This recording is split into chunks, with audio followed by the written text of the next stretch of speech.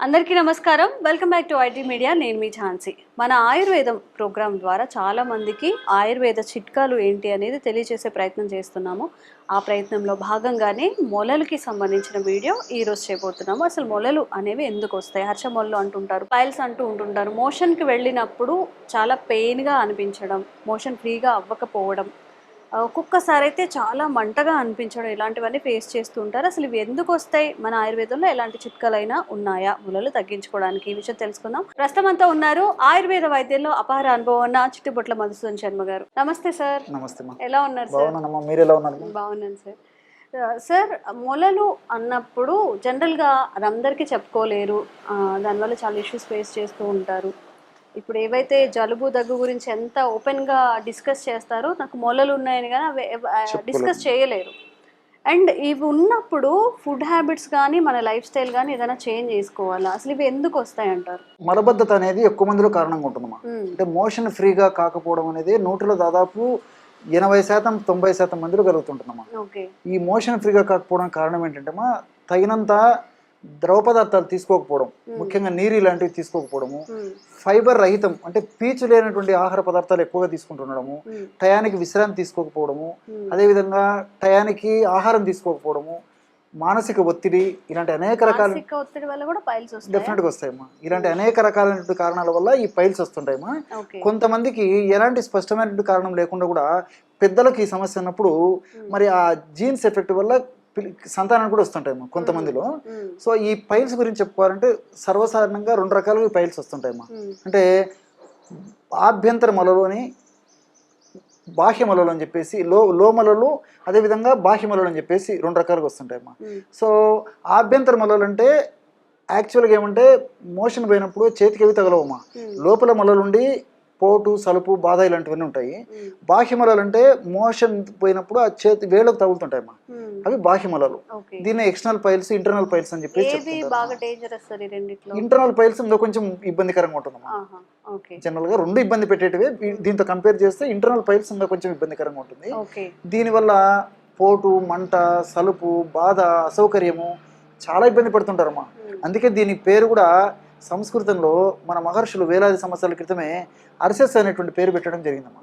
అరి అంటే శత్రువు అనేటువంటి అర్థం అమ్మా. సో శత్రువులాగా పీడించి, వేధించి, బాధించి ఈ సమస్యను మనిషిని ముప్పు తిప్పలు పెడుతుంటుంది కాబట్టి అర్సెస్ అని చెప్పేసి మన మహర్షులు చెప్పడం కూడా జరిగిందమ్మా. హర్ష వ్యాధి అని చెప్పేసి. సో ఈ రకాలమా కొంతమందిలో రక్తం పడేటువంటి పరిస్థితి ఉంటుంది, కొంతమందికి రక్తం పడదు, కొంతమందికి నొప్పి, పోటు, సలుపు, బాధ ఉంటాయి, కొంతమందికి అలాంటివి ఉండవు. ఇలా రకరకాల లక్షణాలు ఉంటాయమ్మా. ఏది ఏమైనప్పటికీ ఇప్పుడు మనం చెప్పుకోబోయేటువంటి ఔషధాన్ని తయారు చేసుకుని వాడుకోవడం వల్ల మరి ఇంటర్నల్ పైల్స్ కానివ్వండి, ఎక్స్టర్నల్ పైల్స్ కానివ్వండి, రక్తంతో కూడినటువంటి మొలలు కానివ్వండి, రక్తం పడకుండా ఇతర లక్షణాలు ఉన్నటువంటి మొలలు కానివ్వండి, ఏ పైల్స్ అయినా చక్కటి ఉపయోగకరంగా ఇక మనం చెప్పుకోబెట్టిన ఔషధం పనిచేస్తున్నాం. దీన్నే ఈ పైల్స్ ని హెమరాయిడ్స్ అనేటువంటి పేరుతో పిలుస్తుంటారు. అదేవిధంగా మీరు అన్నట్లు అర్షమొలలు అనేటువంటి పేరుతో పిలుస్తుంటారు, కొంతమంది మొలలు అనేటువంటి పేరుతో పిలుస్తుంటారు. పేర్లు ఏవైనా సమస్య మాత్రం ఒకటేమ్మా, చాలా ఇబ్బంది పెడుతూ ఉంటుంది.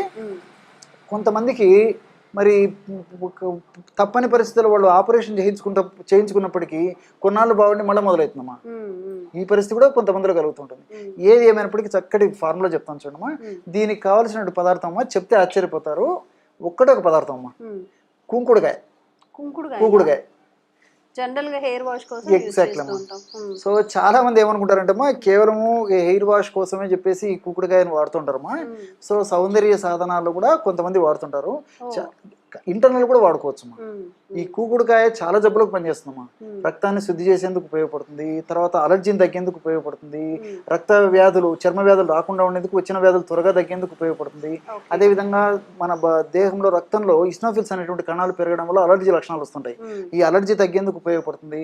ఆయాసం ఇలాంటి సమస్యలు ఉన్నప్పుడు ఊపిరితిత్తులకు మంచి శక్తిని కలిగజేసి ఆయాసం రాకుండా ఉండేందుకు ఉపయోగపడుతుంది. మోషన్ ఫ్రీగా అయ్యేందుకు ఉపయోగపడుతుంది. జీర్ణ వ్యవస్థను మెరుగుపరిచేందుకు ఉపయోగపడుతుంది. అవునమ్మా, అవును తల్లి. అదే మీరు చాలా ఆశ్చర్యపోతారమ్మా. ఇంటర్నల్ కూడా వాడుకోవచ్చమ్మా. ఎలాగంటే చెప్తాను చూడమ్మా. ఇప్పుడు కూకుడుకాయలు మనం దంచితే లోపల విత్తనం తొలగిస్తే ఇలాంటి పెచ్చులు ఉంటాయమ్మా. లోపల విత్తనాలు తొలగిస్తే ఇలాంటి పెచ్చులు తీసుకోవాలి. సో డోలుగా ఉంది కదా. సో ఇలాంటి పెచ్చులు చూడండి అమ్మా, మీకు కూడా ఐడియా ఉంటుంది. ఇక్కడ చూడమ్మా, కుంకుడుగాయ ఇక్కడ విత్తనాలు తీసేసి పైన పెచ్చు తీసుకోవాలి. సో ఆ విత్తనాలు తీసేయాలమ్మా. సో ఆ పెచ్చులని కాస్త ఒక 10 నిమిషాలు 15 నిమిషాలు కాస్త నీళ్లు పోసేసి నానబెట్టేసేసి మెత్తగా నూరేసేయాలమ్మా. నూరేసేసి మాత్ర పాకం వచ్చిన తర్వాత ఇలాంటి మాత్రలు తయారు చేసుకోవాలి. అంటే వాటిని చుట్టేయాలమ్మా ఈ సైజు, అంటే ఒక శనగింజ ప్రమాణం చుట్టేయాలమ్మా. చాలా ఈజీగా అమ్మా, ఇంత ఒక గంటలో మెడిసిన్ కూడా రెడీ చేసుకోవాలి. ఇలా చుట్టేసి డ్రై చేసేయాలమ్మా, నీళ్ళు అలాగే పెట్టేసేస్తే ఓన్లీ కుంకుడుగాయలేనా సార్? అంతేమ్మా, ఏం లేదమ్మా, జస్ట్ కుంకుడుగాయ. చాలా ఆశ్చర్యపోతారు, అదే చెప్పాను కదమ్మా. సో ఈ విధంగా తయారు చేసినటువంటి ఈ గోళీలని ఒక రోజు కానీ 2 రోజులు కానీ డ్రై చేస్తే బాగా డ్రై అయిపోతాయమ్మా.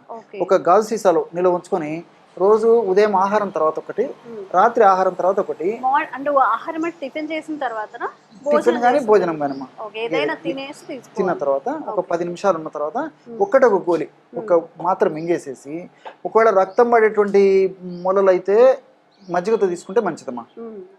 అలా కాకుండా రక్తం పడనటువంటి మొలలు అయితే వాటర్తో తీసుకోవచ్చు. అంతేమ్మా, వేసుకొని వాటర్ తాగొచ్చు, లేకపోతే మజ్జిగ తాగొచ్చు. ఒక్కొక్కసారి కన్ఫ్యూషన్ ఉండి ఒకసారి రక్తం పడుతుంటుంది, ఒకసారి రక్తం పడకుండా ఉంటుంది, ఎట్లా చెప్పుకోలేరమ్మా. అట్లాంటప్పుడు వాళ్ళకు ఎలా వీలైతే అలా తీసుకోవచ్చు, మజ్జిగతో తీసుకోవచ్చు, నీళ్ళతో తీసుకోవచ్చు. సో జనరల్గా ఏమంటే ఇలాంటి పరిస్థితులు ఉన్నప్పుడు, ముఖ్యంగా ఈ హర్షమలలు ఉన్నప్పుడు నీళ్ళ కంటే కూడా మజ్జిగ చాలా మంచిదని చెప్తారు. కాబట్టి మిగతా అనేక రకాలైనటువంటి ఔషధాలకు కూడా మజ్జిగ అనుపానంగా వాడతారు. సో కాబట్టి ఏమంటే ఒక మజ్జిగ తీసుకోవడం మంచిది, కానటువంటి వాళ్ళు నీళ్ళు తీసుకోవచ్చు, ఎవరికి ఏది ఎప్పుడు ఎలా వీలైతే అలా తీసుకోవచ్చు. సో ఉదయం ఒక గోలి మింగేసేసి నేను చెప్పినట్లు మజ్జిగ కానీ నీళ్లు కానీ వాడుకోవాలి. అదేవిధంగా రాత్రిపూట కూడా ఆహారం తర్వాత ఒక గోలి మింగేసి మజ్జిగ కానీ నీళ్లు కానీ వాడుకోవాలి, తీసుకోవాలి. ఎన్నాళ్ళలో తగ్గుతుంది సార్? ఎన్ని మంత్స్ యూస్ చేయాలి? ఎగ్జాక్ట్లీ మా, ఈ శరీర తత్వాన్ని బట్టి, వ్యాధి అవస్థను బట్టి, ఇతర అనుబంధ లక్షణాలను బట్టి ఇవి రిజల్ట్స్ ఆధారపడి ఉంటాయమ్మా. కొంతమందికి ఒక 2 వీక్స్ లో రిజల్ట్ వస్తుందమ్మా, కొంతమందికి దాదాపు 4 వీక్స్ 3 వీక్స్ 4 వీక్స్ కూడా పడుతుంది. దీనికి తోడు కూడా అంటే వాళ్ళు పాటించేటువంటి నియమాలు కూడా అవసరమ్మా. నేను చెప్పినట్లు ఫైబర్ ఆహారం బాగా తీసుకోవాలి, అంటే పీచు ఉన్నటువంటి పీచు ఉన్నటువంటి ఆహార పదార్థాలు బాగా తీసుకోవాలి. అంటే dry nuts, dry fruits, vegetables, fruits, seasonal fruits ఇవి బాగా తీసుకోవాలి. నీళ్ళు ఎక్కువ తాగుతుండాలి. అదేవిధంగా రోజు కాస్త వ్యాయామం చేస్తుండాలి, సమయానికి విశ్రాంతి తీసుకుంటుండాలి. ఇలాంటి చిన్న చిన్న జాగ్రత్తలు తీసుకుంటూ ఈ బేకరీ ఫుడ్స్, ఫాస్ట్ ఫుడ్స్, తర్వాత ఐస్ క్రీమ్స్, కూల్ డ్రింక్స్ ఇలాంటివి వాడకుండా ఉండాలి. ఇలాంటి జాగ్రత్తగా ఉంటూ నేను చెప్పినటువంటి పద్ధతిలో ఔషధం వాడుకోవడం వల్ల మరి చాలా స్పీడ్గా కంట్రోల్ అయిపోతుంది ఆ సమస్య. సో ఆయుర్వేద వైద్యంలో ఇంత ఉంది, నేను ఎప్పుడూ చూడలేదు. కుంకుడుగాయలు అంటే మన హెయిర్ వాష్కి మాత్రమే యూస్ చేస్తాము, లేకపోతే అవుటర్ బ్యూటీ కోసం యూస్ చేస్తామని. కానీ ఇప్పుడు ఇంటేక్ కూడా తీసుకోవచ్చు, దీన్ని ఒక మెడిసిన్గా తీసుకుంటే పైల్స్ అనేది పూర్తిగా తొలగిపోతుందని చెప్తున్నారు డాక్టర్ గారు. సో ఎవరికైనా ఎక్కువగా తట్టుకోలేంత పైల్స్ ఉన్నా, స్టార్టింగ్ స్టేజ్లో ఉన్నా దీన్ని యూస్ చేసి చూడండి. ఒక 1 month 2 monthsకి పూర్తిగా తగ్గిపోతాయని చెప్తున్నారు. కాబట్టి ఎలాంటి సైడ్ ఎఫెక్ట్స్ కూడా ఉండవు, కాబట్టి తప్పకుండా ట్రై చేయండి. ఇంకెలాంటి వీడియోస్ మీరు కోరుకుంటున్నారో కామెంట్స్ రూపంలో తెలియచేయండి, తప్పకుండా వీడియో చేసే ప్రయత్నం అయితే చేస్తాం. Thank you sir, thank you so much. నమస్తే.